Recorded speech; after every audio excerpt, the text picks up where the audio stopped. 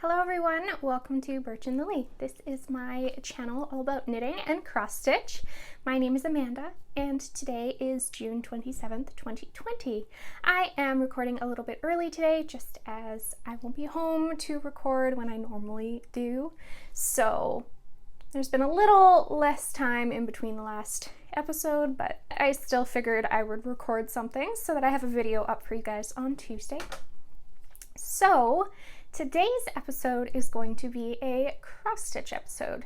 Like I had said last video I uploaded, I am trying a new format where I will be recording a video every week and alternating between showing you my knitting and my cross-stitch. So today I will be showing you cross-stitch. Before I get started, there are two places that you can find me on the internet. The first is on Instagram at birch.and.lily, and the second, if you are into knitting, is on Ravelry at birchandlily. So I do not have any finished objects for cross stitch this episode, but I do have a lot of works in progress to show you guys. So let's jump right on in. The first project that I have put a decent amount of work into, this is what I've been working on the past couple days, pretty much monogamously, is Merrily, Merrily, We Welcome Spring. This is a pattern by Blackbird Designs. I have it in this cute little frog bag from Pretty Southern. If you haven't watched me before, you will soon learn that Pretty Southern makes my favorite project bags. She is almost exclusively the only project bag I own. I have some other ones here and there. My husband's doing construction in the basement, so I might have to pause once in a while.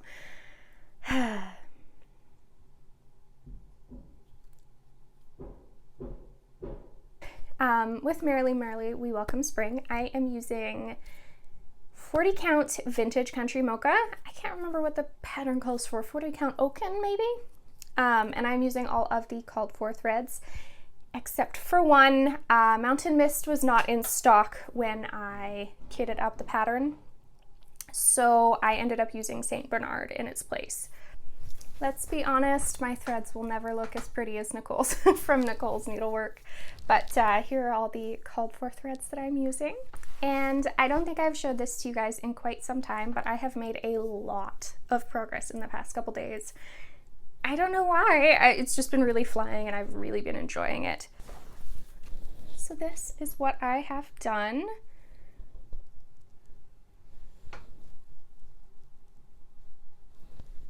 I am just loving this. I always thought I didn't enjoy doing alphabets, but I've really been enjoying this. I've been alternating kind of between, okay, picking a thread color and doing that whole alphabet, and picking a thread color and doing a band, I guess is the best way to put it. At the beginning, I kind of just wanted to see all the colors, so I did do every letter and just go until I ran out of a strand of floss, and now I'm finishing up each band. So, like I said, we're not going to be home from Sunday on for a little bit. We decided to take a little mini trip and do some hiking and stuff. So I think this is going to be one of the projects I bring with me for the drive and working on in the evening. It's pretty straightforward, pretty easy. I've really been enjoying it, so I might as well keep up the momentum, is what I'm kind of thinking. Next project I have for you is a Shepherd's Song by Plum Street Samplers. Again, another Pretty Southern bag. It's got lots of little knitting sheep on it. So I am using, again, the called for threads for this pattern, but not the called for fabric. I'm using 40 count Winter Brew to stitch this up on. These threads look much prettier than the last bunch, which I now realize I forgot to put back in the bag. But these are the threads for a Shepherd's Song. I don't know why he's drilling so much. He's literally just fixing a step on the basement stairs. And he knows I was going to record. I love my husband. I love my husband. So I think I did show this to you a couple episodes ago. I feel like I've made quite a bit of progress.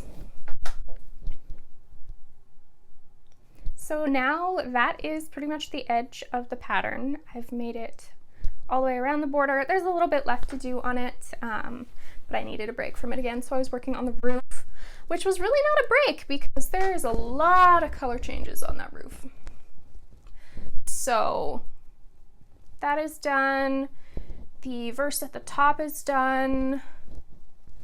Yeah, I feel like I've accomplished quite a bit on this. It's a really cute pattern. It's not too big. I tend to be the type of person, I have found, that picks really large samplers to work on and doesn't like to work on small projects. So this one is definitely on the smaller side of things that I'm working on. And it's been really fun. I'm really, really enjoying it. It's got beautiful primitive colors, and yeah, I don't think I could easily change colors on any of Paulette's patterns. She does a really good job at picking out colors for her samplers and all of her cross stitch designs. So yeah, that is A Shepherd's Song by Plum Sweet Samplers. If you have been watching my podcast for a while now, you will know that I had not worked on this project previously. This is a new start for me. This is Birds of a Feather from Brenda Gervais. Brenda Gervais. This is Birds of a Feather from Brenda Gervais. You also may know her as With Thy Needle and Thread. And unfortunately, this pattern is out of print. You may be able to find it on eBay. I was able to find it on Stash Unload on Facebook, so it's still out there. But it is so pretty, and I wish it wasn't out of print so that you guys could all stitch it as well. Again, another pretty southern bag. Can you tell I love, well, actually I haven't shown any other floral bags yet, but I love floral. Floral is my favorite. Again, I am stitching this up with all of the called for threads. They are all Weeks Dye Works threads for this project, which I would say is probably my least favorite fancy floss. I find them to be kind of thin. They break easier on me, but I just couldn't change the colors, and it could be a lot worse. Like, I use them still, so I don't even know why I'm complaining. But those are the threads that I'm using for this project. So the pattern calls for Confederate Gray to stitch on. I am using a 40 count vintage gray. And that is what I have done so far. So this pattern did come out in sections. There are 3 different pieces that you have to purchase to it. The first one includes the border, so I am going to finish up the whole border before I move on, just because it's easier. I don't want to have a whole bunch of different sheets that I'm working from. So this is what I have done so far. It's been really fun. Actually, before I pulled out Merrily, Merrily, We Welcome Spring and really started working on that, this was what I had worked on for the past couple days before that. I really, really needed a new start. Nothing was interesting me anymore, unfortunately.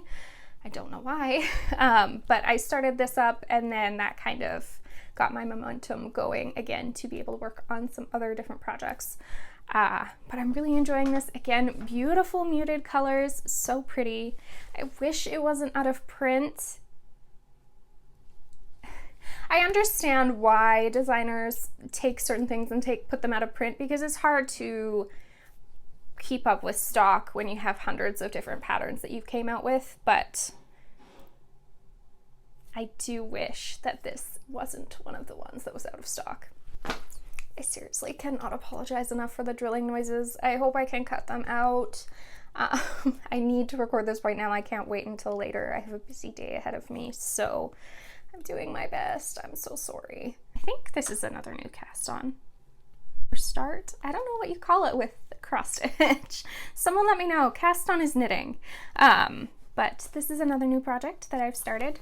This is a bag from the Sag and Stitch. I'm holding on to this here because it does have a zipper pull that is quite jingly.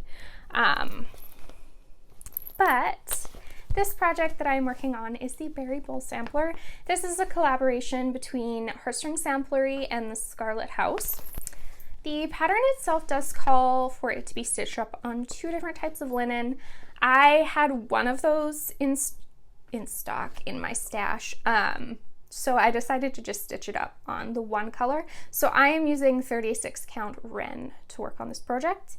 I am using all of the called for threads. I'm missing some of them right now, so there are definitely spots when I show you what I've worked on that I've skipped by stuff because I don't have that thread at the moment. But these are what I have right now. They're so pretty. So pretty. And this is the progress that I have made so far. So yeah, like I said, there's some spots that are empty and I've skipped around because I'm missing those threads, but this was working up really fast too. I think it's just something about having tiny little motifs to finish that gives me momentum almost in a way. It just makes me want to keep working on it. So got a decent amount done on this, and then I jumped around to other things because my mind can't stay in one place. But so this side that I'm working on is the side that is designed by Beth Twist of Heartstring Samplery. This is the very edge of it, and then the following section will be from the Scarlett house. So not tons done on that, but enough. And I'm not sure, I don't know if I'll bring that with me. I guess I have 2 weeks before I show you again, so who knows what I will have worked on in 2 weeks, but really enjoying that as well. And one final project to show you guys. I think the drilling has stopped now. This is His Eyes on the Sparrow, which is a pattern by Beth Twist, again, of Heartstring Samplery. I am stitching this up on 40 count Mallow with all of the called for threads. Got another pretty southern bag here, another floral one. Trying to comb my threads and make them look prettier, but let's be honest, it's probably not gonna, oh gosh. Yeah, that ain't helping. These are the called for threads. Don't look at the bottom half of them because they are knotted now. But very pretty. Again, I really like everything that's kind of primitive colored. That's definitely my style. Vintage, primitive, that sort of thing. Which is kind of amusing because that's my mom's style as well, and I swear I made fun of her for years for it. And now it's become my style. So don't make fun of your mothers. You're gonna turn into them, maybe. I did. So this is where I am on His Eyes on the Sparrow. I think since last time I really haven't got much done. I think the only thing that's different is that large bird that's half done there. I haven't pulled this out a lot. I don't know why. It just hasn't been calling to me. But it's a beautiful project. I've been working on it for a long time, I swear. I think I started this in Mania of 2019. I did not do Mania this year. I just cannot handle that many new starts. It's too overwhelming and exhausting for me. But yeah, that is what I've got done on this. And I like it again. Tiny motifs, feels really satisfying when you finish one. It's so different compared to, like, the best example I can think of is a shepherd's song, how there is lots of fill-in. I don't know, something about that is still fun and I still enjoy working on it, but it's just not as satisfying as finishing a tiny motif and feeling like you've really accomplished something.